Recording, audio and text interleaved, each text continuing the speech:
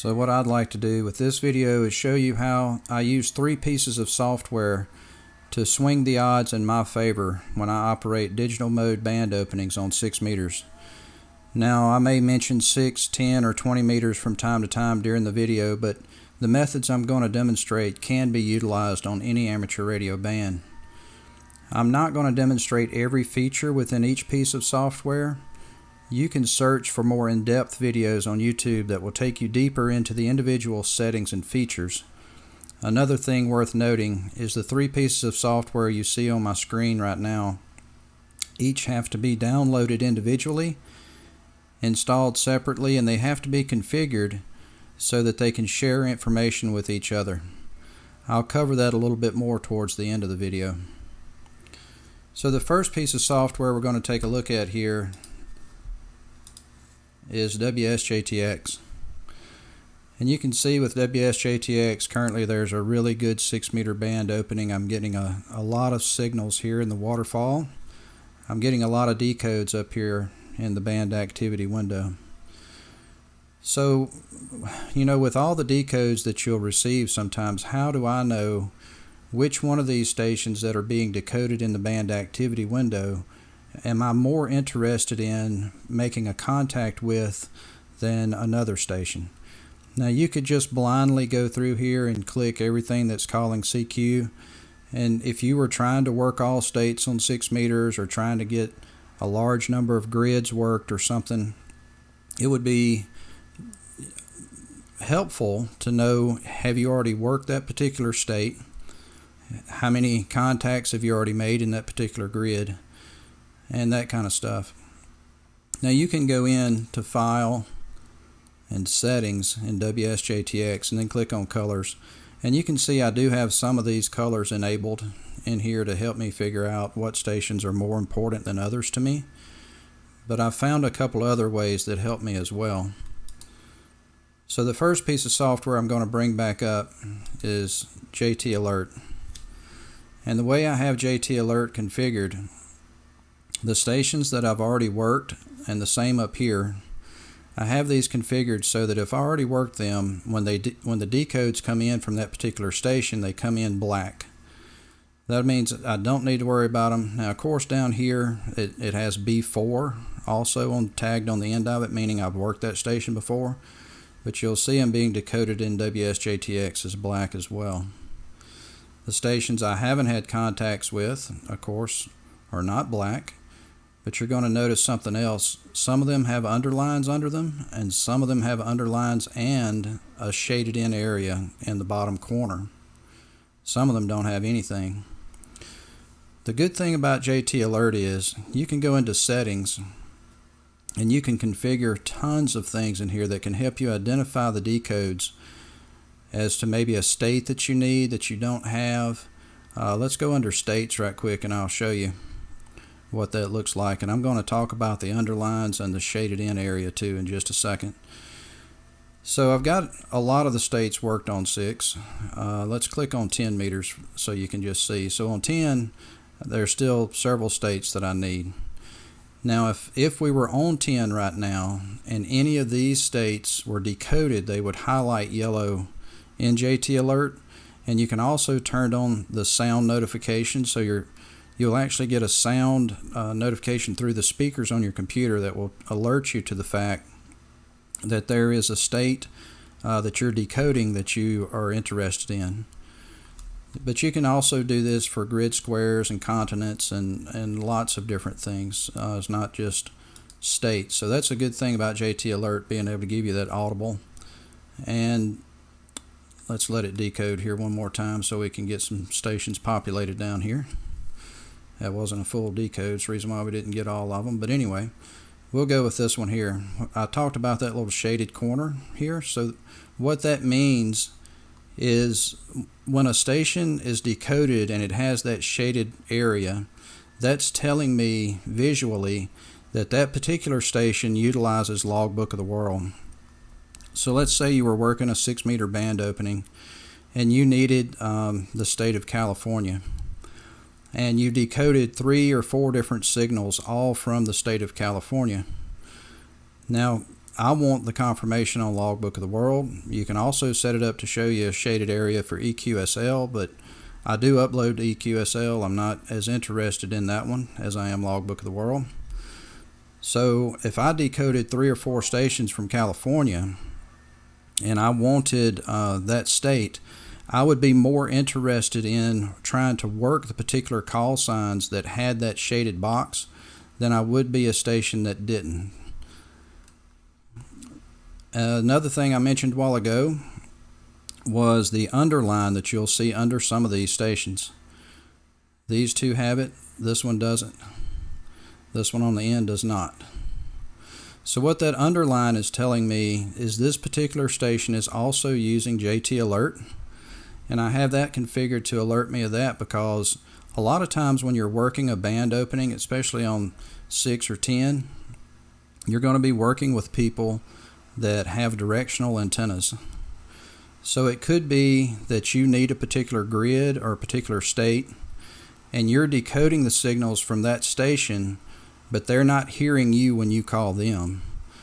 Now, where that comes in handy is I can right-click on that station and click Send Text Message, and that's going to pop up a window here where I can text that particular station. So any one of them that has the underline will let me do that. We'll just go to this one, Send Text Message, and there we go.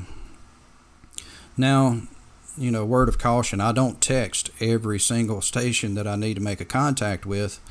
I do attempt to make contacts with the station without going through this, but if it's one that I'm particularly interested in, then if they are available for a text, a lot of times I will text them, and I can show you how helpful that was for me not too long ago. So there is like a station here was in Rhode Island, and I guess it's not going to go back far enough for me to see the very first part of the text that I was sending back and forth with him, but this particular station I needed, and I texted him and he didn't have his antenna turned towards me, so he turned the antenna in my direction and we were able to complete the contact. You'll see here it says a bit of success. So being able to send a text to another station that's out there and have them swing their antenna towards you can greatly increase your odds when it comes to making contact with a location that you might want to put in your log. The colors that you see that I have set up allow me to filter through the noise that's out there, basically, and what I'm calling noise. So I'm just calling all of these decodes that are flooding in, which ones are interesting to me, which ones do I put more importance on as compared to others, and the colors allow me to do that. JTAlert will also a lot of times show you the particular state that station is located in out next to the call sign. So that'll help you identify states a lot more quickly with JTAlert than what you may be able to do with WSJT-X. Now on 6 meters in particular, a lot of people chase grids. So the third piece of software I'm going to bring up, which you saw on the screen originally, is called GridTracker. Now GridTracker is amazing. I've only been using it now for a couple of weeks, but you'll see on the map, you're going to see live decodes going on. These are the decodes that you're decoding over here, and this information is being translated onto a map so you can see where these stations are located and who they're communicating with. Now if you attempt to make a contact with one of these stations, it'll draw your line on that map in red from your home QTH, which mine is right along in here. You can zoom out on the map, and all the squares that you see currently that are red are squares, grid squares that I have confirmed 6 meter contacts in. And I'm only using a 3-element Yagi and a 100-watt radio, and a lot of times I'm running less than 50 watts on FT8. So you can see I'm getting some decodes out of South America now. So yeah. So anyway, the grids that you see are yellow, are where stations have recently, or where I have a QSO with, but they have not confirmed my contact with them. So those boxes will stay yellow, just indicating that I've made a contact there, but it's not confirmed on Logbook of the World. The red ones are confirmed.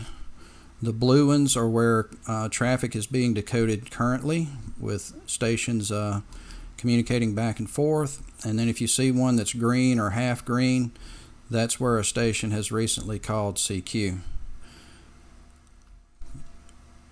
There are some other configurations. There's actually tons of configurations within GridTracker that can be helpful and useful for you. You may also notice that I have a radar overlay on the map.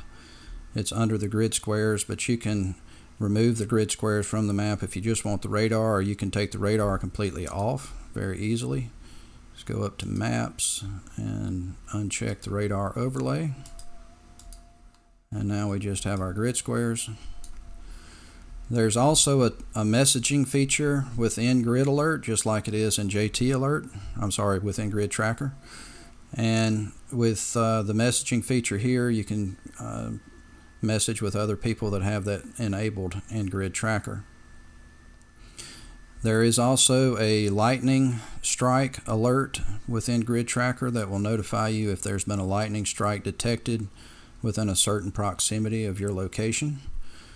And there's also a decode window within GridTracker as well that will alert you to grids pretty easily. I'm going to bring that in from another monitor here, but so you're going to see as stations get decoded over here in the band activity window, they'll also get decoded in the callable roster in GridTracker. And the grids that are highlighted blue are grids that you have not made contacts with other stations in. And it's showing us basically the ones that are calling CQ right here. So that's pretty handy. And like I said, the buttons that you have here within GridTracker, you can enable a lot of other features in there that can help you a lot. And like under my logging tab, for instance, this is the way I currently have it set up, where it it won't log to Logbook of the World, but it will go out and check and verify certain things.